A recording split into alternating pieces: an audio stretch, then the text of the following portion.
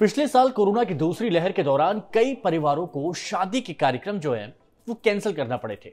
जनवरी और फरवरी शादियों का पीक सीजन माना जाता है और ऐसे में कई लोगों की शादी की तारीख पहले से ही तय है और अपनी शादी को यादगार बनाने के लिए उन्होंने कई खास इंतजाम किए हैं। लेकिन इस साल भी ओमाइक्रॉन का जो खतरा है अब वो बढ़ता जा रहा है और जिसके चलते लोगों को शादी के कार्यक्रम रद्द होने का डर सता रहा है। दिल्ली और महाराष्ट्र समेत देश के कई शहरों में सरकार की तरफ से सख्त गाइडलाइंस जारी हो चुकी हैं, जैसे 20 से 50 लोग ही शादी समारोह में शामिल हो सकते हैं और भी कई तरह की सख्तियां पाबंदियां की गई हैं। लेकिन हालात के हिसाब से नियमों में और सख्ती की जा सकती है। कोरोना का ओमाइक्रॉन वेरिएंट रंग में भंग डाल सकता है, मतलब शादियां फिर से कैंसिल करनी पड़ सकती हैं। कोई नहीं चाहता कि उसके यहां शादी का कार्यक्रम रद्द हो या फिर टल जाए, लेकिन अगर ऐसे हालात होते हैं तो किसी को भी लाखों का नुकसान उठाना पड़ सकता है। और ऐसे हालात से बचने के लिए आपके पास एक बेहतरीन विकल्प है और वो ये है कि आप अपने कार्यक्रम का बीमा करवा लें। जी हाँ, शादी का बीमा मतलब वेडिंग इंश्योरेंस। अगर आपने वेडिंग इंश्योरेंस करवा रखा है तो आप लाखों का नुकसान उठाने से आसानी से बच जाएंगे। वेडिंग इंश्योरेंस का सम एश्योर्ड इस बात पर तय होता है कि आपने कितने का बीमा कराया है।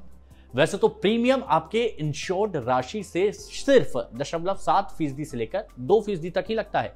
मान लीजिए अगर आपने 10 लाख रुपए का वेडिंग इंश्योरेंस कराया है तो आपको 7,500 से 15,000 रुपए तक का प्रीमियम देना होगा। आइए अब जानते हैं कि कौन कौन सी कंपनियां वेडिंग इंश्योरेंस करती हैं।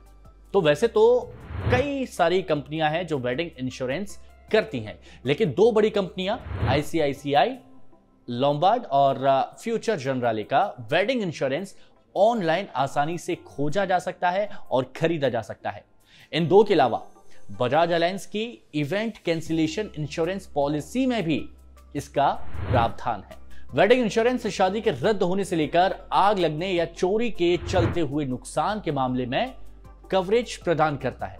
जब एक शादी रद्द हो जाती है तो उसमें कई खर्च शामिल होते हैं, जैसे कि उसमें केटरिंग के लिए जो दिया गया एडवांस है वो शामिल होता है, वेडिंग वेन्यू के लिए जो एडवांस दिया गया है वो भी उसमें शामिल होता है, ट्रेवल एजेंसियों को दिया गया एडवांस ये भी इस खर्चे में शामिल होता है और होटल के कमरे की बुकिंग के लिए दिया गया एडवांस भी इसमें शामिल होता है। शादी के निमंत्रण कार्ड, इनविटेशन कार्ड की छपाई की भी इसमें लागत जोड़ी गई है। संगीत और सजावट के लिए जो एडवांस दिया गया है वो भी इसमें शामिल किया गया है और सजावट और शादी के सेट की लागत भी इसमें शामिल की गई है। लेकिन वेडिंग इंश्योरेंस कराते वक्त आप कंपनी की तरफ से किए जा रहे तमाम वादों और दावों को बहुत अच्छे से जान लें और उन्हें बारीकी से पढ़ लें, ताकि आपको बाद में किसी तरह की कोई भी परेशानी ना हो। और ऐसी और भी कई रोचक जानकारियों के लिए आप बने रहें टाइम्स नाउ भारत के डिजिटल प्लेटफॉर्म के साथ।